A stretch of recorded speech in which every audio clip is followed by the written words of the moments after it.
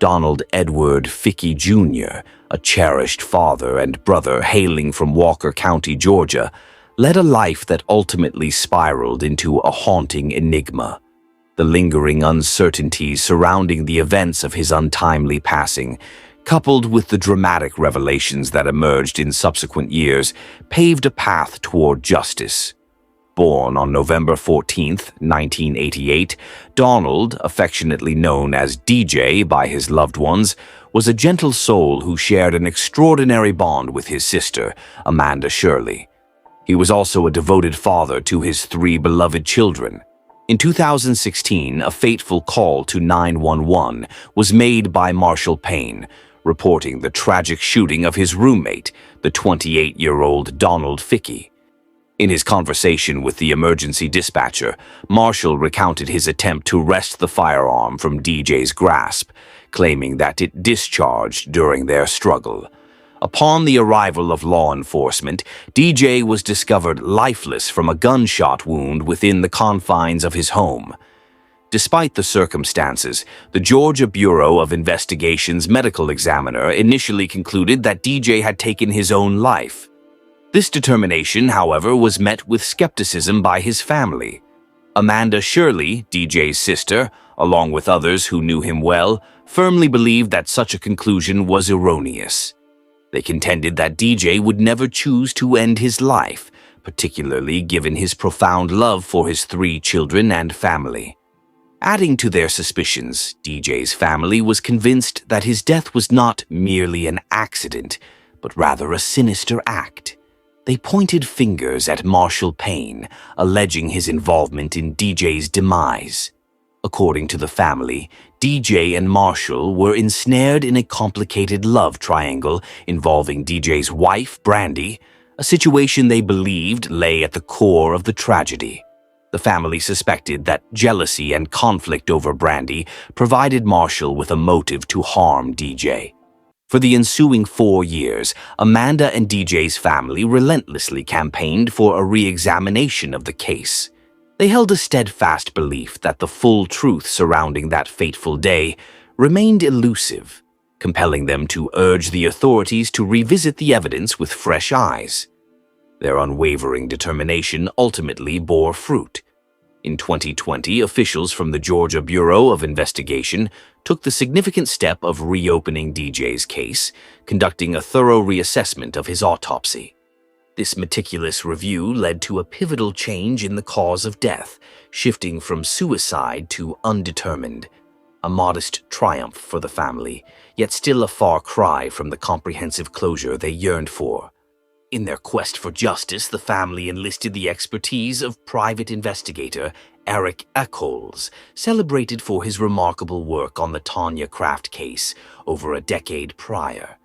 Eccles' esteemed reputation for revealing overlooked nuances in complex cases instilled hope within the family that he could illuminate the truth behind DJ's tragic end. They were convinced that the original investigation had fallen short in delivering genuine answers and placed their faith in Eccles to uncover the vital evidence needed for both closure and justice. As Eccles delved into the case in 2020, Walker County Sheriff Steve Wilson faced inquiries regarding the possibility of reopening the investigation given the revised cause of death.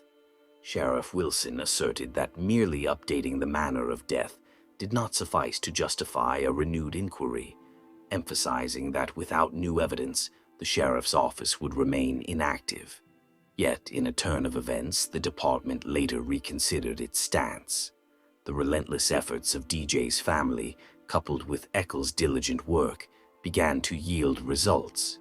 New evidence emerged, prompting the authorities to reassess the case. Ultimately, the sheriff's office made the decision to reopen the investigation. This renewed commitment, alongside the Georgia Bureau of Investigation's reevaluation of the evidence, unveiled critical developments that had previously eluded the initial inquiry, dramatically altering the course of the case. In June 2023, after an arduous journey in pursuit of the truth, DJ's family experienced a momentous breakthrough. Marshall Payne, the individual who first dialed 911 on the fateful day of DJ's demise, was indicted and charged with murder in relation to the case. The Georgia Bureau of Investigation's thorough reinvestigation, coupled with newly unearthed evidence, culminated in Payne's indictment. This pivotal development marked a significant stride toward justice for DJ's family, who had steadfastly maintained that DJ's passing was not a mere suicide, but rather a deliberate act of violence. DJ's sister, Amanda, expressed her relief and determination in a heartfelt Facebook post stating, "After 7 long and challenging years, my struggle was not in vain. All my relentless efforts and unwavering resolve have borne fruit, and I fulfilled my promise to my brother that I would never relent." Eileen Cotter graced the world with her presence in 1952, a mere 3 years after her family made the significant transition from Ireland to England. Her father, a dedicated laborer, worked tirelessly to provide for the family. Tragically, in 1967, at the tender age of 15, Eileen discovered the lifeless body of her mother, who had succumbed to despair. Leaving her education behind at 16, Eileen sought employment at a holiday camp in the picturesque Barry Island, Wales, before eventually finding her calling in a care home in Ireland. On the fateful afternoon of June 1st, 1974, at precisely 2 p.m., a resident of a Hamilton Park apartment complex in Highbury, North London, stumbled upon what she initially believed to be a mere bundle of rags in the courtyard adjacent to a row of garages. Upon closer inspection, another resident recognized the grim reality and urged her father to contact the authorities. When the police arrived, they confirmed the tragic truth. The lifeless female body was identified as Eileen Cotter, who was just 22 years of age. Eileen had been brutally strangled, her visage marred by a blackened eye and visible bruises adorning her face and neck. She lay face down, her lower body exposed, with her underwear and tights in disarray. Notably, her handbag, glasses, and shoes were missing. In the wake of this tragedy, Eileen's father issued a poignant statement reflecting on his daughter's brief life, overshadowed by familial sorrow. Following the discovery of her body, forensic experts conducted a thorough examination, revealing that manual strangulation was the cause of death. DNA samples were meticulously collected from 2 distinct areas on Eileen's body, yet, regrettably, no matches were found at that time. The police undertook an exhaustive investigation, interviewing 92 potential suspects and diligently tracking local curb crawlers in their quest for justice. Alas, the perpetrator remained elusive, and Eileen's case lingered in the shadows of unsolved mysteries. In 2012, a remarkable 37 years after the discovery of her body, the investigation was reignited, spurred by advancements in DNA profiling. However, the trail grew cold once more for an additional 7 years until 2019, when John Applegren emerged on the police radar due to an assault on his wife, Anne Smith Applegren. Intriguingly, he resided in the same vicinity as Eileen at the time of the crime. John Applegren, an octogenarian pensioner, once navigated the bustling streets as a mini-cab driver and shaped structures as a bricklayer. Hailing from South Africa, he was previously wed to a woman there, with whom he fathered 2 children. The nature of his marriage to Anne Smith Applegren remains somewhat ambiguous. While many sources refer to her as his 3rd wife, there is scant information regarding a potential second spouse. In February 2019, Applegren found himself in legal trouble when he was arrested for domestic assault against his then-wife, Anne. A pivotal moment arose when authorities collected his DNA, revealing an astonishing 1,000,000,000 to 1 chance of matching the genetic material found on the body of Eileen Cotter. During questioning, he denied ever knowing of Eileen, yet acknowledged his extramarital affairs. On June 22, 2022, Appelgren was apprehended and charged with the murder of Eileen Cotter, following a thorough investigation that deemed him unequivocally accountable for her demise.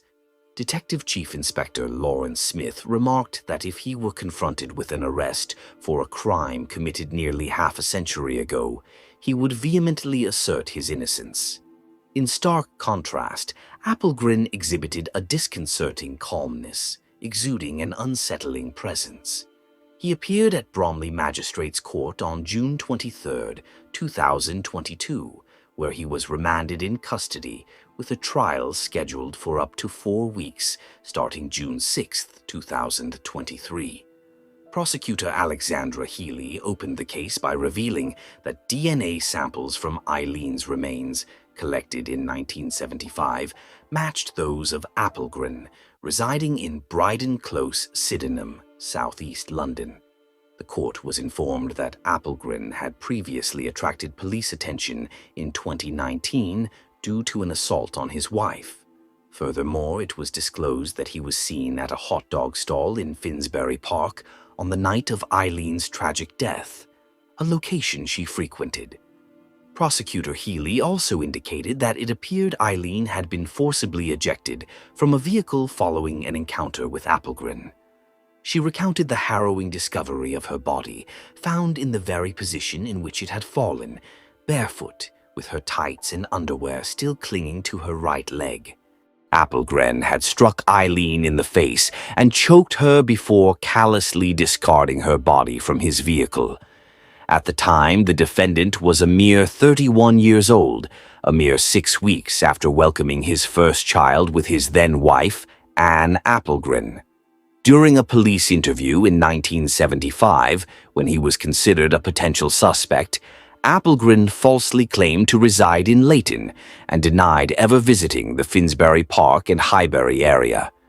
Prosecutor Healy further revealed that Eileen's underwear and tights bore no trace of the defendant's DNA, as she had not had the chance to pull them up after their encounter, because she was no longer alive. The court proceedings unveiled that Eileen and Anne were not the sole victims of Appelgren's malevolence. He had previously assaulted an 18-year-old female guest at his own wedding to Anne on October 14, 1972.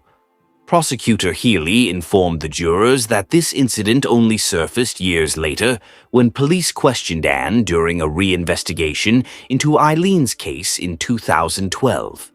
She recounted how Appelgren had forcefully pushed the young woman against a wall after she exited the restroom at his wedding reception. The victim had remained silent about the assault, fearing she would be blamed. It was only after Anne and Appelgren's divorce that the teenager confided in her about the traumatic experience. Anne, a mother of 2, also disclosed her own mistreatment at the hands of Appelgren, recalling a moment when he had gripped her neck with both hands. She expressed her suspicions of his infidelity just months after their marriage, later discovering he had been involved with her brother's wife. After 11 hours of deliberation, Mrs. Justice May delivered the jury's verdict, emphasizing to Appelgren that his actions of squeezing a young woman's neck posed a significant risk, one that should have been glaringly apparent. The judge poignantly noted the terror Eileen must have felt in her final moments. On Friday, June 16, 2023, the jury rendered a verdict of guilt against Appelgren after a 2-week trial. He was convicted not only of manslaughter but also of indecent assault. Justice May subsequently imposed a sentence of 10 years for the manslaughter charge, along with an additional 6 months for the assault, to be served consecutively. This arrangement allows for the possibility of parole after 5 years and 3 months, specifically on June 21, 2028, when he will be 85 years old, perhaps destined for the grave. In his defense, Justin Rouse highlighted Appelgren's health issues, suggesting that the sentence would have a profound impact on him.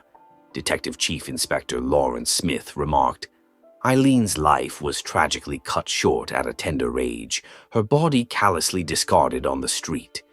Upon reviewing the original investigation, my team was struck by its thoroughness. The investigators employed every conceivable method to identify the suspect, including operations involving decoy women. This strategy involved female officers, under protective measures, being placed at crime scenes to lure out predatory individuals. Smith added, "Regrettably, the scientific resources we possess today were not available then, and while he should have faced justice decades ago, he has finally been held accountable." The investigation of violence against women and girls remains a top priority for the Metropolitan Police, and we will tirelessly pursue those who prey on them, regardless of when the crime occurred. Eileen's half-brother, Patrick Cotter, who was just 5 years old at the time of her tragic death, expressed in a statement, "Eileen and I shared the same father. My mother embraced Eileen as her own, following the loss of her mother. I was not only robbed of a sister, but also had little opportunity to know her. The repercussions of this tragedy led to the loss of my mother, who took her own life, and my father, who succumbed to mental illness and alcoholism. All of this stemmed from John Applegren's actions that took Eileen's life. 3 years following the tragic strangulation of Eileen, my mother succumbed to despair, taking her own life as the tumultuous relationship with my father deteriorated amidst their relentless conflicts. I found myself placed in a care home, where I endured a harrowing experience of abuse until I reached the age of 11. The reasons for my placement in care were never disclosed to me, leaving me to navigate my childhood under the heavy burden of believing I was at fault for my circumstances. As a young child, I grappled with confusion, receiving scant explanations. My father, already a heavy drinker, spiraled further into alcoholism after the deaths of Eileen and my mother, ultimately leading to his admission to Springfield Psychiatric Hospital. Following this, he sought refuge with his brother in Ireland, but his struggles with alcohol proved insurmountable, and he too passed away.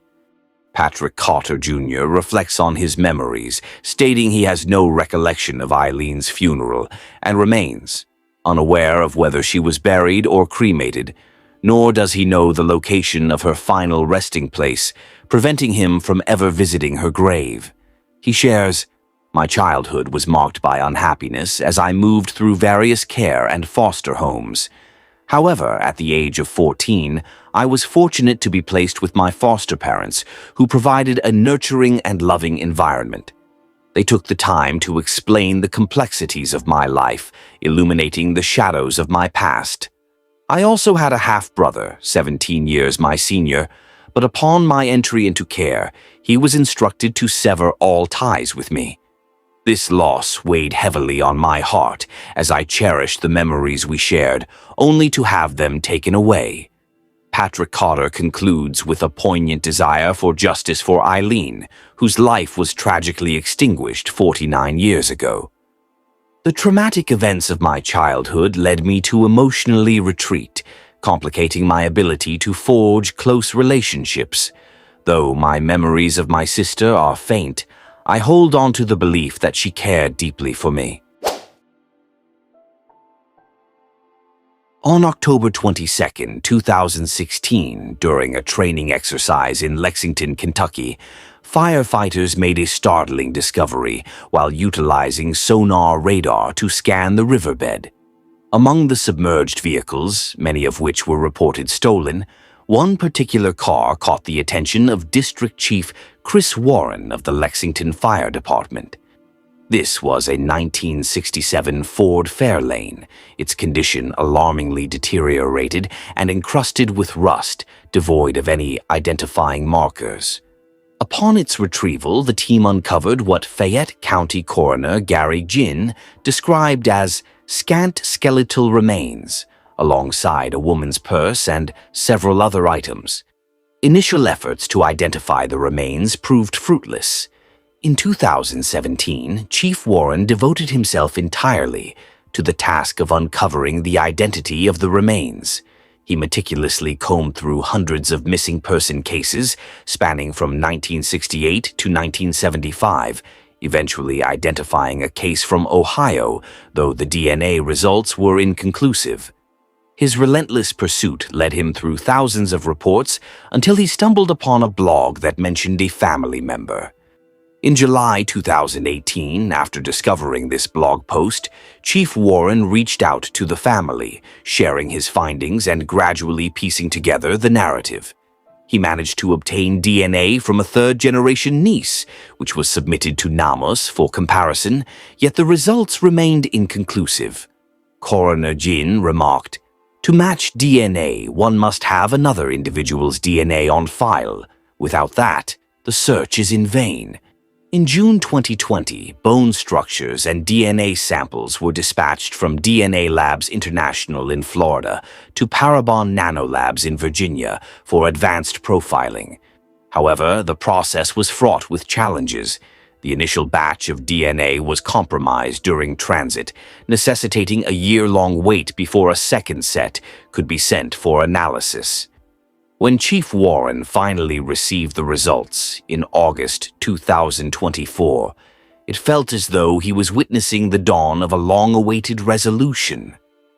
The DNA evidence has confirmed a match for Martha Smith-Helmick and her sister, Flora Smith-Helmick. 57-year-old Martha and her 52-year-old sister Flora, both orphans, had married two brothers. By the time of their mysterious disappearance in August 1973, both sisters were widows. At that time, they were employed as housekeepers for an 81-year-old war veteran named John Keaton. On the fateful night of August 3rd, John was transporting the sisters to his family reunion in Danville, Kentucky, in his light green 1967 Ford Fairlane. It was noted that John had a history of poor driving, having received multiple traffic citations and been involved in an accident prior to the trio's vanishing.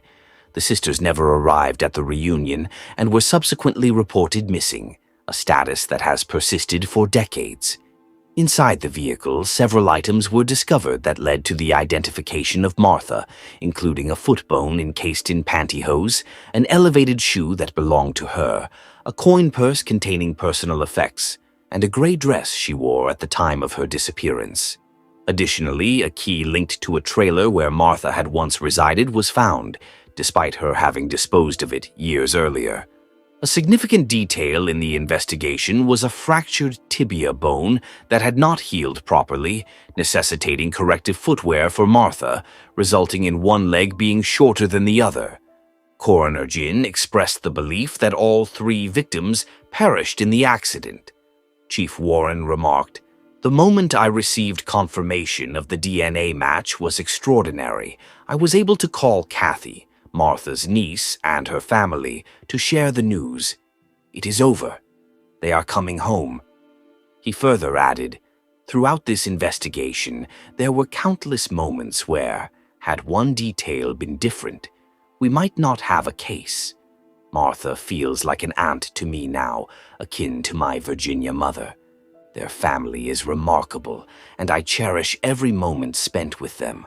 Our connection will endure, without a doubt." In August 2024, the remains of Martha were finally returned to her family in Bridgewater, Virginia. They organized an intimate funeral, honoring her memory as she was laid to rest beside her beloved husband in the family cemetery. Tragically, the remains of her sister and their employer remain undiscovered. Authorities have officially closed the investigations into the cases of Martha, Flora, and John, having determined that an unfortunate accident transpired.